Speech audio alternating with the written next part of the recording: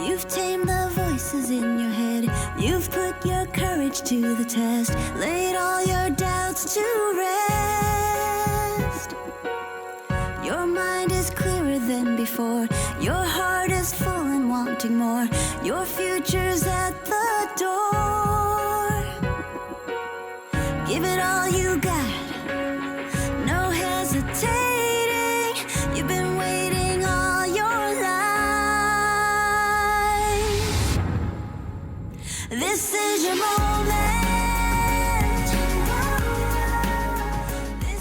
Hello, world.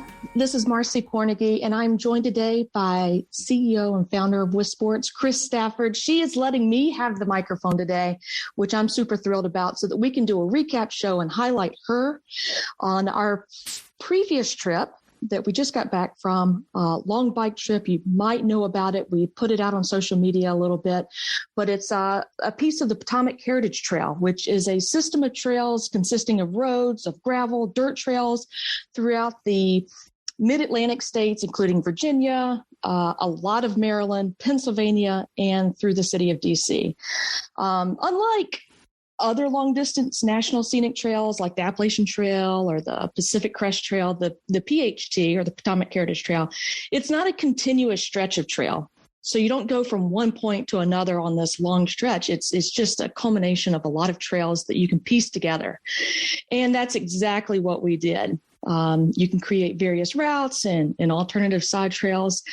And so last week on Tuesday, April the 19th, Chris and I set out on a blustery, quite cold for spring type day with the remnants of a nor'easter reminding us that Mother Nature is definitely to be respected. And just before, as a matter of fact, getting into this, we were driving in snow, tending to the logistics of dropping cars off at our terminus point in Pittsburgh. We were driving in snow and blustery wind and all bundled up, wrapped up, thinking, what are we doing? And we were able to conquer 427 miles of the 710 miles of the Potomac Heritage Trail. We started out at Point Lookout State Park off the Chesapeake Bay in Maryland, riding north 96 miles through D.C. to connect at the eastern terminus in Cumberland, Maryland, where we picked up then the Great Allegheny Passage, or known as the Gap, and biked along 150 miles to finish up in Pittsburgh, ending our trip and leaving us plenty to talk about. And so without further ado, I want to get into this and crack into Chris's head and her heart and get her true feelings on what she was able to accomplish this past week. Welcome to your show, Chris. Thanks, Mars. It's lovely to have the table turned as well, because I've always told you're a natural podcaster, as well as being my hero. Let's just get that out there at the top of the show.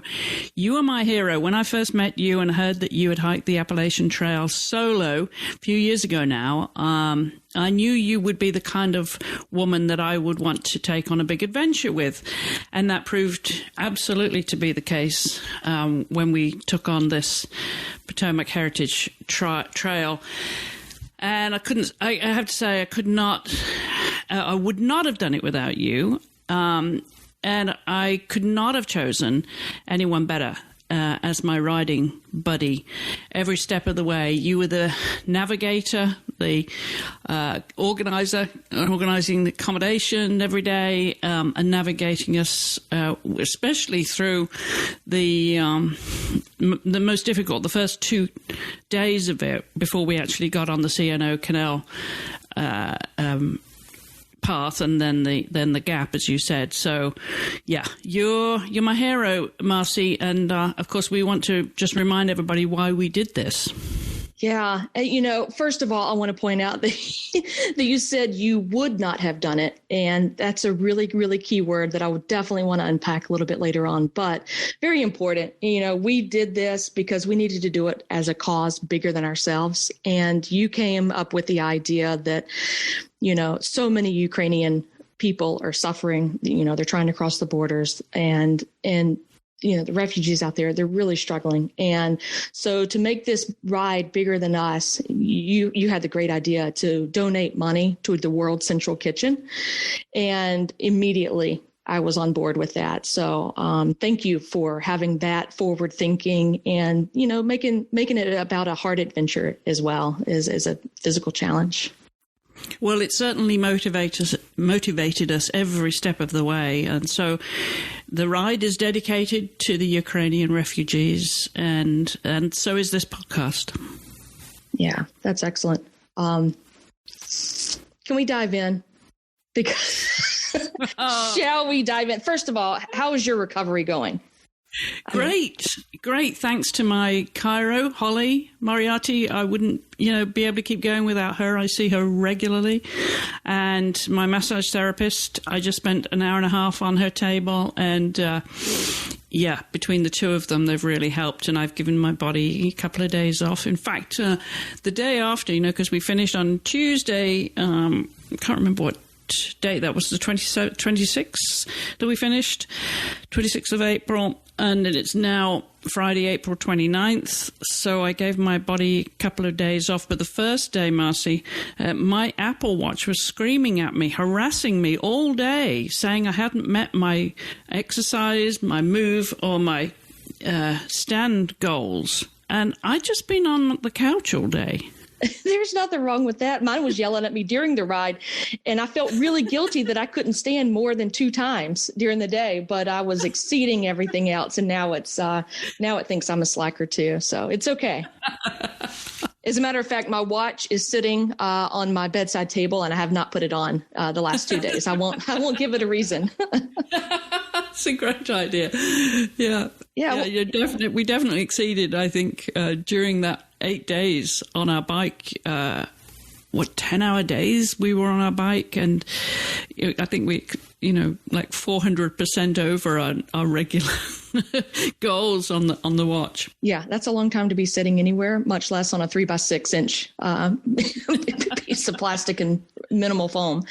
Well, first of all, Chris, where did this idea come from to take on this long distance trip? I mean, what is it about blank, that appealed to you? Well, I just started riding a bike again a couple of years ago, for various reasons, not least of all because of injuries. I hadn't been able to cycle until a couple of years ago. I bought myself, in fact, it was just before COVID broke out. I got really lucky because, there was a run on bicycles soon as COVID hit us. But I managed to buy a bike that suited me, a hybrid bike, because I like to do a lot of gravel roads around Middleburg, Virginia. And as I was getting stronger and fitter and enjoying the ride so much, I thought I'd love to do something bigger.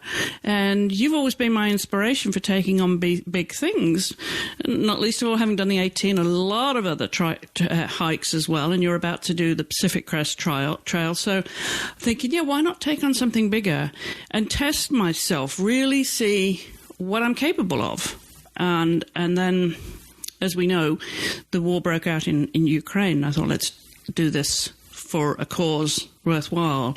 So it wasn't part of a bigger group. It was just you and I wanting to do an adventure, right? Because we talked about doing something for fun and an adventure anyway. So why not this? I love that. For fun. About halfway through the trip, was it still fun? Yeah, we did do it for fun, didn't we, Mason? It was for fun, every step of the way, or every pedal of the way. What did preparation look like for you? I know that there was the physical preparation, perhaps mental or emotional type preparation. What types of preparation got you ready? Well, there was the training, and of course, with the winter here in Virginia, I wasn't able to start as soon as I could outdoors, which, I walk every day, sometimes a couple of times a day, and, maybe 4 or 5 miles in total a day. But usually when I'm biking, I'll do a bike ride, and certainly in the season, I'll get up, 5 o'clock and I'm out at first light to get it done before the heat of the day. But I wasn't able to do that. And in hindsight, it would have been better preparation if we'd have done this a little bit later, but we couldn't, of course, because your schedule. So we had to go with what we had. And so I got biking as and when I could out there. It was pretty darn cold, I have to say, training. But I set myself up a goal, and Normally I would rest more often, recover, maybe ride every other day would have been ideal to build it up over a longer period of time, but I didn't. So I had to crush it a little bit. And in the last couple of weeks, I was riding every day up until we tapered at the end. And I took 3 days off before we got onto the ride, Mars, and I wish I'd have only taken 2 days off. I felt it that first day. But then we did have pretty tough conditions, as you pointed out earlier, on that first day. Yeah. Going back, just hearing you talk about your preparation, it's always about go, go, go. I had to go do more miles. I crushed it. You use words like that to explain and describe the things that you did to prepare for this. Was there any doubt in your mind that you weren't going to be ready for this? I didn't know until we actually were pedaling every day whether I was going to be ready for it. But I always, physically, but I always knew mentally that I had the fortitude and the determination to do it. That's phenomenal. Earlier on, Chris, you talked about some injuries. And, I wasn't aware of some of the things, we can call these injuries, setbacks, speed bumps, if you will, or these limitations and recoveries, more importantly. And I think the only thing that I was aware of when you were sharing some of these things with me on the ride was, we've only known each other a couple of years now, and we've had the opportunity to hike in Virginia a little bit. And I saw firsthand you fall into a rabbit hole and tear a tendon. And I think there was a fracture. And so that's the only thing that I'm aware of. But that was a fairly quick recovery compared to some of the things that you've been through. And I do want to spend a little bit of time on this because I think that the recovery process and getting not only physically ready, but mentally and getting yourself ready to pick yourself up and do hard things, I think that contributed probably to the success of the ride.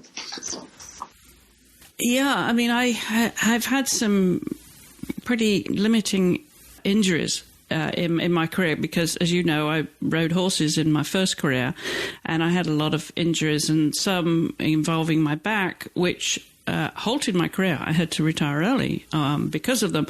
And there were many times where I faced real adversity with my injuries that I never would have thought I'd be able to do this, Mars. Never at that time. I look back now and realize that I actually lost 35 years of my, probably my best physical years, fighting injuries, major injuries that seriously incapacitated me. And it was hard to imagine that I could get past them enough to get fit and strong enough to take on a challenge like riding a bike 10 hours a day for 8 days. But it just shows that you never know until you keep going and you get there. You never know what's around the corner, literally. And I think riding a bike, and as much as we were going around so many bends, you just never know what's there in life. And physically on a day-to-day basis. In our case on the ride, it could have been a mountain to climb when our legs were tired, and we thought, we might be going downhill and enjoying flying downhill, which I love doing, but I'd almost sort of dreaded doing it because we knew there'd be a climb on the other side and we didn't know how big it was. So it teaches you a lot of life lessons that you really don't know till you get there.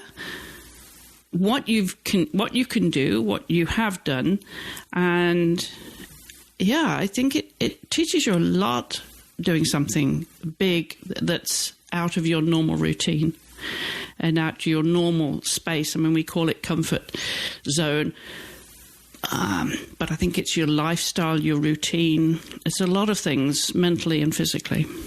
I love that parallel. Comparing life to the, what's around the corner. And I think in our case, the elevation and the grades, when you were talking about, what's around the corner, left or right, I'm thinking, no. What's going to be up and over that hill that we have to climb up? But I there's a lot of inspiration that goes along with, piecing parts of your body back together and putting it under duress and, trying to make magic happen outside of your comfort zone. And I love the fact that you're open to that and that you're using it to continue to motivate yourself to continue to do, more challenging and harder things. And you learn like the stamina, the endurance of your mental fortitude. In a day-to-day basis, you think, oh, yeah, I'm a strong woman, we can do things. That's day-to-day. But when you put it to the test over time, then you start to learn things about yourself in a way. I mean, you do it with your long, long hikes, Marci. So you know what it requires every day. There is no giving up. When we think of some of the grades that we were climbing, and I could only do it like they were so steep, 45 degrees off, in the mountains with just hiking trails, not even pathways, pushing our load of 30, 40 pounds, whatever it was. There's no giving up. You can't give up because you've got to get to the other side. How you do it, you adjust your pace. And for me, at my time of life, I don't have the strength that I did when I was your age. And so I could only do 4 or 5 strides at a time. Pause, 4 or 5 strides. And, just keep going like that. But there was no giving up. I think that's what's pretty unique about us and what makes us, good adventure partners, so to speak, is that we were both blessed with a stubborn gene inside of us that if we make a plan or we say that we're going to do something, we're going to show up and we're going to be there early and we're ready to go and we're going to finish. We're going to finish anything that we put out there. And I think that's what's one of the things that I know personally drives me. Yes. Yeah, I totally agree with that. And, as hard as those climbs were, and they were tough, those two, as we know, were the main one when we had a 1.5 mile detour around the Paw Paw Tunnel in Maryland. We knew there was going to be a detour. We knew that the tunnel was closed for construction, but we didn't know really how long and what that climb amounted to. And it was a hot afternoon. And it was tough. I think it was about halfway through that, or just over halfway through that day, wasn't it, Marci? And yeah, I mean, there was no time that we thought, we weren't making. We just, that's not part of our psyche. And, I might have used up my daily quota of 4-letter words out on that ride. Well, we won't ask what those were. We can only imagine. I'll tell you what, the thing I remember about that day was like, oh, okay, well, silver lining, I am not sitting on my bicycle seat right now. I'm actually using different muscles climbing up. And eventually, whatever we have to climb on to get up, we're going to be able to go back down. Little did I know we were going to have to walk the bikes back down. It was way too steep, way too much for our bikes to handle with the loads and everything. But it was extremely wet, with all the snow melt that we had a couple of days ago. And I just remember those little bitty splashes of water on my legs felt pretty good. Yes, I agree. Splashing through the mud, that was fun. I felt like a mountain biker for a while there. That's good. So did you learn anything that you didn't know about yourself on this trip? Was there anything special that you picked up and said, you know what? I learned this and this is good. Well, as you know, the biggest challenge for me on this ride was overcoming my fear of heights. Yes. I didn't know that you had a fear of heights until it took one bridge. And to witness the physical fear that happens to your body. And I can't imagine what's going on between your ears at this point. It wasn't just a bridge too far. It was several bridges too far. We should point out we were riding on an old railway track. So this is just for pedestrians and bicycles. There's no motorized vehicles on these tracks. So it's only wide enough for a train. And they were pretty darn high. When they built those railway lines, they built them high to pass over rivers and roads and across ravines. And the highest I think we crossed was the Salisbury Viaduct near Myersdale in Pennsylvania. And that was over 100 feet high and over 1,500 feet long over a river and over an interstate. Where the cars and the people were tiny, tiny little ant-sized things. Tiny. Yeah. And I don't know, for some reason I was always in front of you going over those bridges, and you'd be behind me like saying, go on, you can do it, just go. Like, Shut up, Mars. Shut up. Well, I can tell you right now, I know why you were always in front of me, but that's a whole nother story. You were always in front of me. I couldn't catch up. Oh, you could at any time you wanted to. I couldn't catch up. So going back to your fear of heights, do you feel like that's something you might have conquered, or is it still there? Okay. No, it's still there, right till the last one, and I didn't count how many we crossed, and there were a lot. I thought, Mars, there must have been, I don't know, 12. I don't know, dozen. I don't know. How many do you think we crossed? I didn't notice them at first until I saw the visceral reaction that you were experiencing. And then I'm thinking, oh, I'm glad I'm not scared of heights. This is a bad place to be scared of heights. But I wasn't going to let you know that. As far as you knew, everything was okay. Everything was okay. Right. But even you said that, and you're much braver. You don't have the fear of heights that I do. But there were some that were, uh-oh moments. Yeah. But you did it. There really were. But... yeah, I did it. I think one of the last but one we did going into Pittsburgh, that was pretty scary too, because that was very narrow and far too long, and I didn't feel at all secure on that. I was shaking. White knuckle rides. And I'd get to a certain point on the bridge, maybe just over halfway, and then I could focus on the land on the other side. So I learned to do that. And I knew that I could not have walked over these bridges, because that would have, been a much more powerful fear. It was bad enough on a bicycle, but at least having, because I was a little bit higher, but at least I felt I could do it on a bicycle, then I don't think I could have done it walking. And I think I said to you on the ride, if you'd have told me before we did this that there were all these very high bridges along the way, I would have probably said, sorry, Mars, can't do high bridges. Yeah. Well, I have a new appreciation, and I'm being very sincere here. I sort of giggled it off at first thinking, oh, it's just heights. Come on, let's go. But I have a new appreciation for those fears that people experience. There is no manual, I understand, for people who are afraid of heights on how to do the next thing, get to the other side or whatever it is.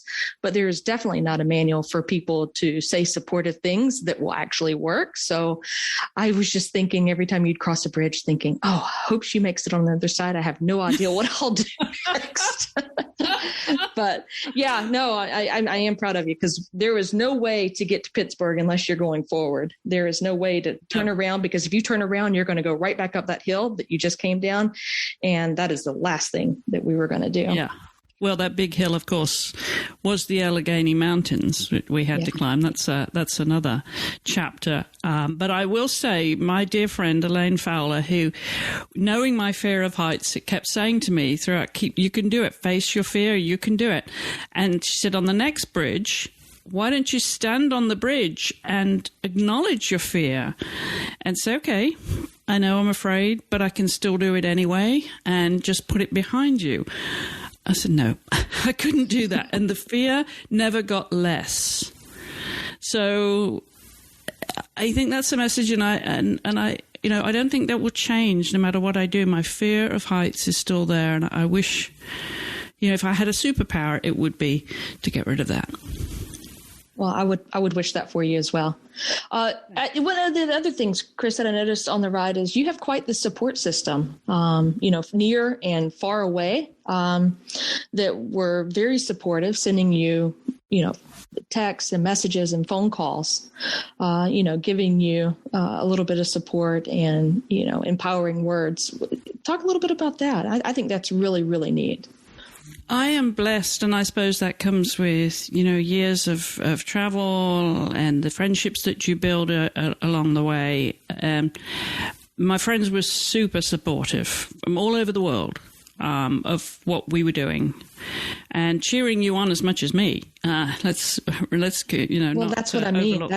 I'm very thankful for that. So. Yeah. Thank you. They loved. All I did was post little updates along the way on Facebook, because most of the money that I had raised, aside from other friends that are not on Facebook who contributed, was through Facebook. So a lot of people were following what we were doing because they had donated to World Central Kitchen and our fundraising effort. So I wanted to keep them updated as to how the trip went, and they seemed to enjoy, our photos, our stories, and they were super encouraging and cheering me on all the way. So, yeah, thank you to everybody who has been part of this journey with us. Yeah. And really quick, talking about the fundraiser, I mean, we were able to, with the donations, giving back to World Central Kitchen, almost 600 meals were provided, I believe. Just under 600 meals. That's a lot of meals. Yes. I love that. Yeah. I love that. And it's still open. So if you want to contribute to and donate to the Ukrainian refugees who are being fed by the wonderful organization that's World Central Kitchen, please go to our fundraising page, which is justgiving.com/fundraising /riding for Ukraine. And we'll put a link in the show notes at wisports.com, and on social media, if you follow WisSports or Marci on her social media too, then you can go and chip in. And as you say, we're counting the meals, Mars, 600 meals and counting. Yeah, and counting. I like that. Well, speaking of meals, I know the hiker world fairly well. And in the hiker world, we experience what we call hiker hunger, which sets in a couple of days after the start of a really big hike. What about you? Did you experience any biker hunger? Did you have mad cravings or just massive amounts of food that you wanted to gobble up? That's a very interesting question, but I don't. And I learnt that much about doing a long ride is that I wasn't really hungry during the day. We had lots of snacks. We had lots of dried fruit, I still have some. Tell me you have figs left, right? I still have figs left. Yeah. And the protein bars. And then at breakfast, we would take a banana or two with us or some yogurt for lunch. But I really wasn't too hungry during the day, and I couldn't eat much before we left. I think I got it just right, actually, by not eating too much, because normally in training, I won't eat before I ride. I'll eat a big meal when I get back. But with a long ride like this, knowing you were going to be out there for 10 hours, I didn't want to fill myself up at the start of the day. So I thought that I would be hungrier during the day than I was, and I wasn't. And then, of course, in the evening, once we got to our destination at that stage, we got off our bikes and we were ravenous. We were tired and ravenous. So, yeah, we made up. But I mean, I was really ravenous. I don't know if I've ever eaten so fast some of the meals. I was starving, but not during the day. And did you find that? I mean, I think we talked about this when we were out there. Did any of that surprise you, Mas? I kind of expected. You know what? I got really excited about all the little bitty, little snack breaks during the day, because once again, that was an opportunity to get off the seat, stand up, use a different muscle. But yeah, I am the type that I would like to eat a big breakfast and see how long that'll last. And, if I start to bonk or kind of crash in the afternoon, yeah, eat a little snack, but you can only have so many protein bars, right? And then, I did get hungry at night, but I will say that I felt like a college student. I don't think I've had so many meals or depended so much on gas station fare since I was a student. So yeah, I just have no desire to go to a gas station and see what's on the shelves anytime soon. No, me neither. Yeah. Well, Chris, what about expectations? I think expectations are something that we as a society, we as people place on things, especially things that are in our calendar, things that are coming up, things that we know have to do. And, placing your expectations on a pretty epic adventure like this. Were your expectations met? Did you have expectations? Were they exceeded? Were they not met? That's a really good question, because it covers so many different things, doesn't it? Yeah. And once you get on that journey, you get into a bubble of just what's in front of you, don't you? And because we didn't know, we could look on a map, and a map is flat, right? And we think, oh yeah, there's a hill, there's a mountain there we've got to climb. But until you do it every day, your expectations really have to be, okay, how far can you see in front of you? If it's a straightaway or if there's a hill. So overall, I didn't really have any expectations. I wanted to stay in the moment of what we were faced with every day. And that would be, the next few hundred yards. Sometimes we couldn't see. Mm-hmm. Sometimes we could see too far if we looked across the Allegheny Mountains and realized, oh, there's wind farms on the other side of the ridge there. We've got to get over there. So I think your expectations have to be kept in check, because you really don't know. It teaches you that, doesn't it? You really don't know what's around the corner. Yeah, absolutely. I had no idea what to expect. I'd never ridden my bike for more than maybe 12 or 15 miles in one sitting before.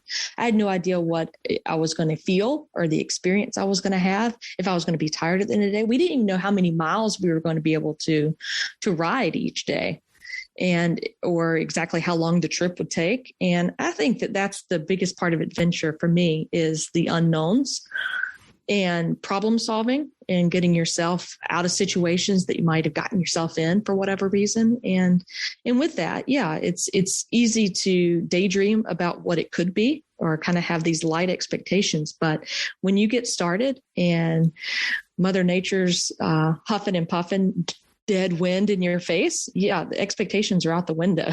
I did not expect that. So yeah, they really are, and it taught me a lot of things, like being patient and staying in the moment. You hear all these phrases, Mars, don't you, in life? About you cross that bridge when you come to it. That's going to be my favorite.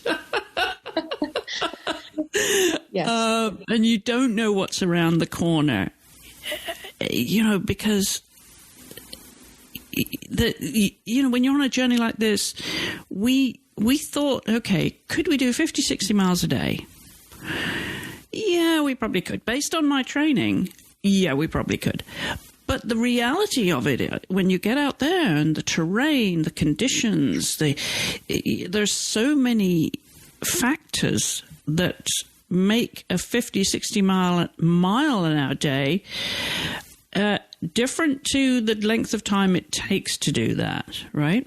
Depending or the lack of resources, if or we the needed lack of resources. Yeah. Very much so. Yeah. Very much so. Yeah. Yeah.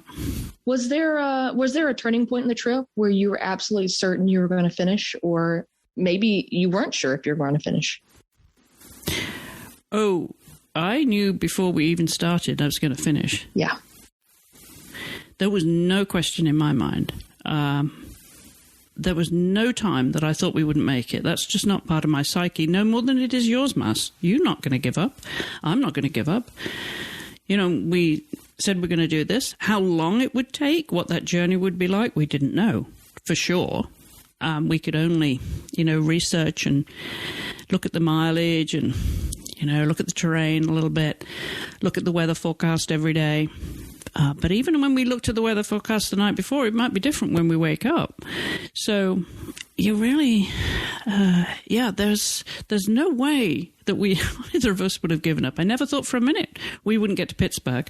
But what I do find amazing now, what people seem to be impressed with what we've done, is when I look at the map and they say, well, has it sunk in? You must be very proud of that achievement. And like that's still sinking in. But what does hit it home for me is when I look at a map and see where Chesapeake Bay is and where we started, and then see where Pittsburgh is. I'm thinking, good grief, that's a long way. That is a long way. That is a long way. On bike. On a bike, yes. On a bike. In the middle of nowhere, looking at the same thing over and over again. The monotony of the day. Yes. Yes. But there's some sweet moments along the way, of course, memorable moments, many memorable moments that we'll always, I think, cherish or not. But the fact that I first saw my black squirrel, I got so close to a blue heron on the canal path that I could have touched it before it realized, oh, there's somebody on a bicycle. I'm getting out of here. But I could literally have reached to the side and touched him. And then I saw two black snakes up close, far too close. The first one, far too big. The second one, I squealed. You didn't believe me there was a snake. Oh, you went up 3 octaves. I knew exactly what had happened. Yeah, but you were a regular Snow White out there. I mean, you were just the nature charmer. It was great. Oh, it was fun. And you saw a moccasin, didn't you? A water moccasin. Yeah, what else did you see? Yeah, the water moccasins. And an owl. Yeah, I did see an owl, and just a lot of deer were out there. Lots of deer, rabbits, squirrels, chipmunks. Yeah, very peaceful. Very peaceful. And a lot of other bikers, which is great. Love to see that. Long and short distance bikers. In both directions, and some of them saying to us, "Are you really going that way? That's the hard way, going north." But I don't know if it was, Marci, because we still had the Allegheny Mountain to cross over if you're coming south. So I'm not convinced. Yeah, I think that just a little bit of a grade along, we were going upriver the whole time. So with the locks and the canal locks and everything that you have to go up and over, it adds up. I could definitely feel it. Guess. Yeah. I guess. Yeah. Well, yeah. Well, so I want to know, for those people that are out there that might be contemplating a challenge like this, what would be your advice on how to do it or how to get started? Because it really doesn't matter what age you are. Just getting started with something can sometimes be the hardest part.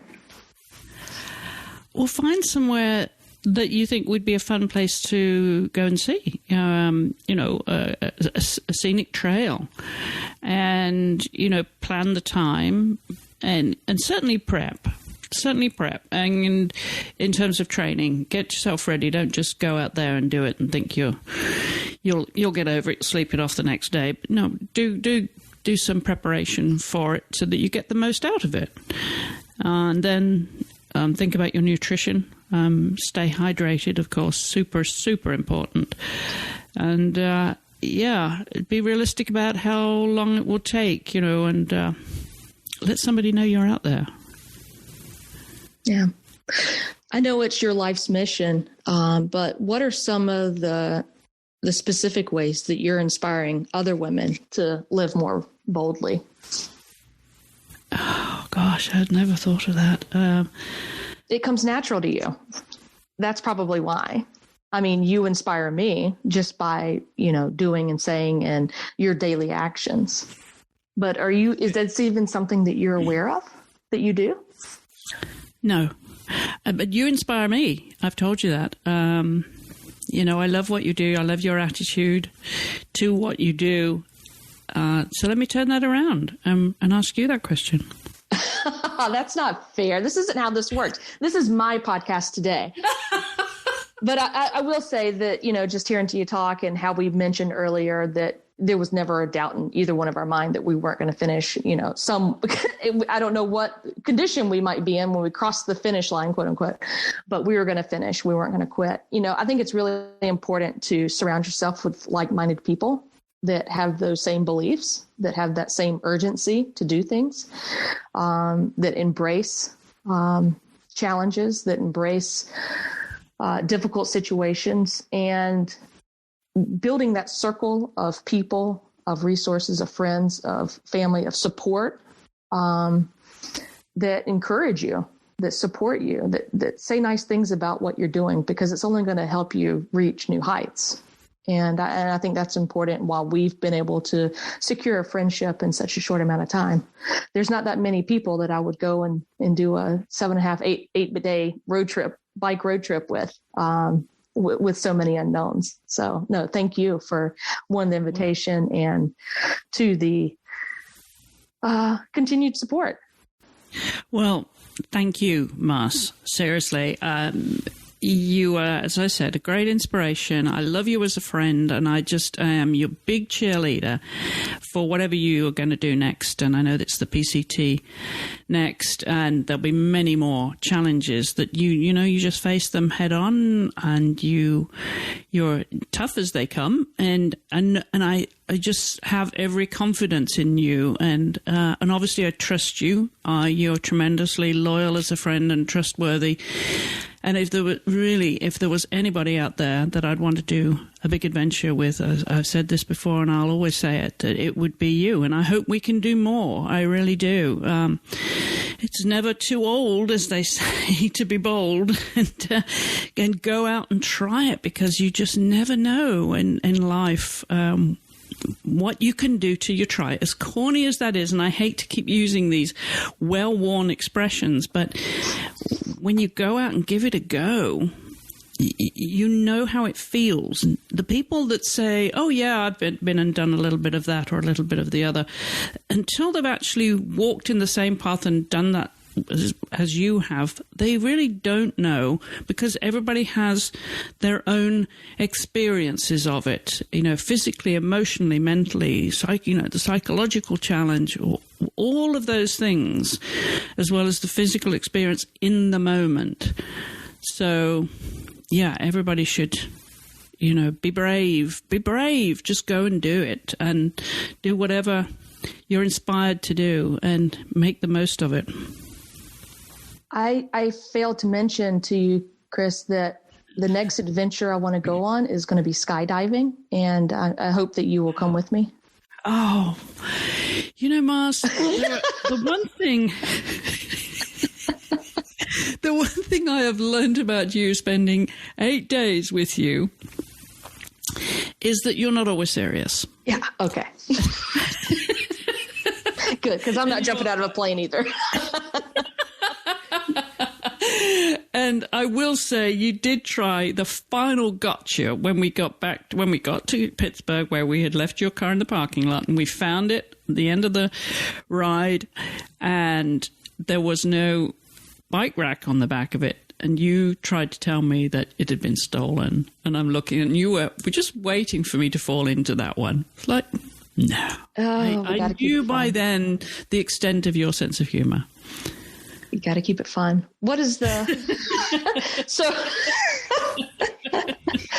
yeah, I was just thinking of a few other things that, just always trying to get you. So, Stafford, what does the future hold? Like, what are there any trips in the planning stages now?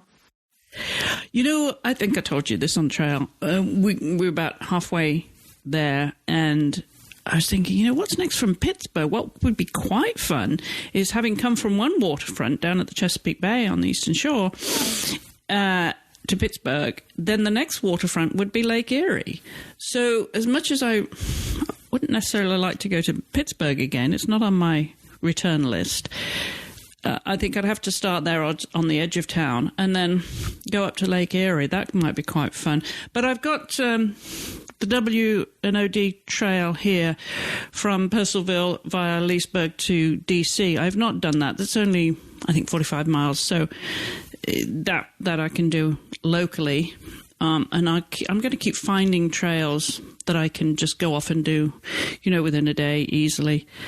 But for the longer one, well, we're going to have to wait till you get back from the Pacific Crest Trail in October, and then we'll discuss our next adventure, won't we? Deal. And maybe we can make our circle even bigger and bring some more women along with us. Oh, right. Yeah. So just to reiterate, if you missed this at the top of the show, my dear friend here, Marci Kornegay, is about to do, on May 13th, she sets off for the, 2,600 miles, the Pacific Crest Trail? Yeah, 2650. So, yeah, just 2650. There we go, from the desert of California on the Mexican border all the way north to Canada. And, yeah, I know you'll do it. Of course you'll do it. But I just hope you have the time of your life, Mars. I appreciate it. I hope I do it too. I know I'll do everything that I can to make sure that the finish is there. There's always those things that get in the way that you can't help. But I know that I'll reach out into my depths to get this done so that we have a story to tell afterwards. Yeah, and we're going to catch you on a podcast. You're going to tell a story along the way. Can you do that? Yeah, absolutely. We can figure everything out. Yeah. Well, I've got to say that, Chris, being part of your stories, it's been a great inspiration to witness firsthand, not only your grittiness, but your determination, your stubbornness at times to live that, adventurous, authentic, and very, very full life. You're an accomplished athlete. You're a journalist, broadcaster, you're award-winning. You're an author. You're an artist. I have several pieces of your art. You're a badass and you're a risk taker. And the way that you live your life is motivation and influence for the rest of us. And I'm super proud to be a part of it, bud. So thank you for letting me and trusting me to share this story with you today. And trusting me to make it over the finish line to Pittsburgh with you and to book good hotels for us.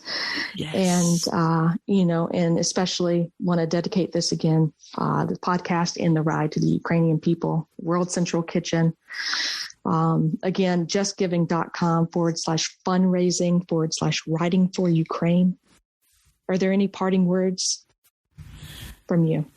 Oh, Mars, thank you so much for doing this. I thanked you on trail, during trail, after trail, but thank you. It's been a pleasure. I've had the time of my life, and I really sincerely look forward to the next one. So yeah, to women out there, give it a go. Whatever floats your boat, give it a go, and just, have the time of your life.